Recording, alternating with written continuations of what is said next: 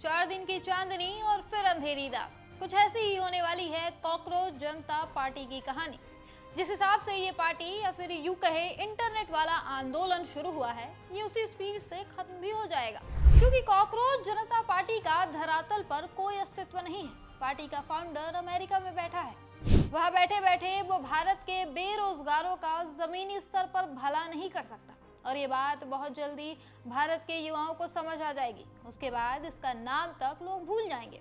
हालांकि ये कॉकरोच जनता party social media पर अभी कुछ दिन खूब चलेगी, क्योंकि अपने यहाँ ट्रेंडिंग चीजों पर सबसे ज्यादा पोस्ट होती है। हालांकि ये भी ध्यान देने वाली बात है, जनता के असंतोष को भुनाने में इसका फाउंडर अभिजीत दीप के काफी एक्सपर्ट है। उसने इसकी अच्छी खासी ट्रेनिंग आम आदमी पार्टी और केजरीवाल से ले रखी है। जनता की भावनाओं के साथ कैसे खेलना है, ये कला उसे बड़ी अच्छी तरह से आती है। जो नहीं जानते उन्हें बता दें, कॉकरोच जनता पार्टी को बनाने वाला अभिजीत दीप के लंबे समय तक आम आदमी पार्टी के लिए काम कर चुका है। 2020 से 2022 तक ये आपके सोशल मीडिया टीम में था।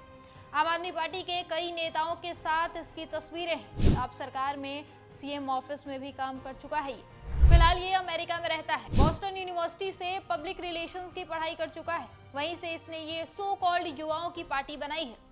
ये खुद अमेरिका में बैठकर अच्छे खासे पैसे छाप रहा है और इसका कहना है कि ये भारत के बेरोजगार युवाओं का भला करेगा। सोचने वाली बात है, कैसे? यही बात कुछ पत्रकारों ने पूछ दिया तो इसे मिर्ची लग गई है। ये उनके साथ बहस कर रहा है।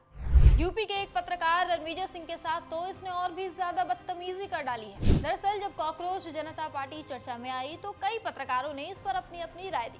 रणविजय सिंह ने भी दी। उन्होंने इसे लेकर एक्स पर लिखा कि कॉकरोच जनता पार्टी सोशल मीडिया में लाइक शेयर करने के लिए ठीक है, ना ये कोई मूवमेंट है, ना ही इसमें आगे कुछ होगा। टाइम पास के लिए अच्छा है, सॉलिड कुछ नहीं। जब तक ईवीएम है, बीजेपी का कुछ बिगड़ने वाला नहीं है।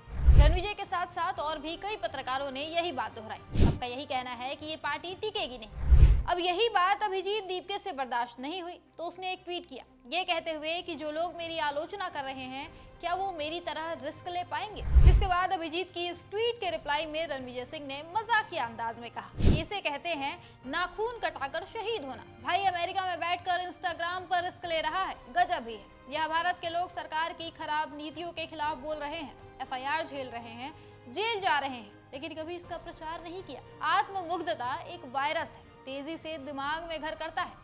पत्रकार रणविजय सिंह के इस ट्वीट पर अभिजीत इतना भड़का कि उनके माँ बाप पर पहुंच गया। उसने एक्स पर पोस्ट कर कहा कि आपके माँ बाप आपके लिए नाखून बराबर है। अब इसके इसी ट्वीट से समझ सकते हैं कि इसके अंदर कितनी समझदारी है। किसी पत्रकार ने इसकी जरा सी आलोचना कर दी तो ये उनके माँ बाप तक पहुंच गया। ऐसे कोई इससे कुछ अच्छे की उम्मीद भी कर सकता है। असलियत यह है कि भारत के जेन जी को मूर्ख बनाकर ये वही काम करना चाहता है जो केजरीवाल ने किया था। केजरीवाल भी युवाओं का मसीहा बनकर निकले थे। ऐसे दिखाया था जैसे वो देश से भ्रष्टाचार को एकदम खत्म कर देंगे। कुछ यही काम आज अभिजीत दीपके कर रहा है। जेन जी की भावनाओं के साथ खिलवाड़ कर रहा है, उन्हें बरगला रहा है कि ये उनके लिए काम करेगा, लेकिन असलियत में ये केजरीवाल 2.0 है और कुछ नहीं। बता दें कि इस पूरे मसले की शुरुआत सीजेआई सूर्यकांत के एक बयान से हुई। दरअसल सीजेआई ने हाल ही में कहा कि कॉकरोच की तरह कुछ युवा ऐसे हैं जिन्हें ना तो रोजगार मिलता है और ना ही पेशे में कोई स्थान। उनमें से कुछ मीडिया में चले जाते हैं, कुछ सोशल मीडिया कार्यकर्ता बन जाते हैं, कुछ आरटीआई कार्यकर्ता और अन्य कार्यकर्ता बन जाते हैं, और ये हर किसी पर हमला करना शुरू कर देते हैं। सीजेआई के इस बयान के बाद देश के युवा काफी गुस्से में आ गए और इसी मौके का फायदा अभिजीत ने उठाया और तुरंत कॉकरोच जनता पार्टी बना दी। देखते ही देखते बिना कुछ काम किए ही इसकी पार्टी के इंस्टाग्राम पर 14 मिलियन फॉलोअर्स हो गए। एक्स पर भी इसी तरह से बड़ी संख्या में फॉलोअर्स हुए थे। हालांकि अब इसका एक्स अकाउंट भारत में विदहेल्ड कर दिया गया है। जिस हिसाब से इसके इंस्टा पर फॉलोअर्स बढ़ रहे हैं, कहा जा रहा है कि वो भी जल्दी ही बैन हो जाएगा और इसी के साथ खत्म हो जाएगी कॉकरोच जनता पार्टी की कहानी।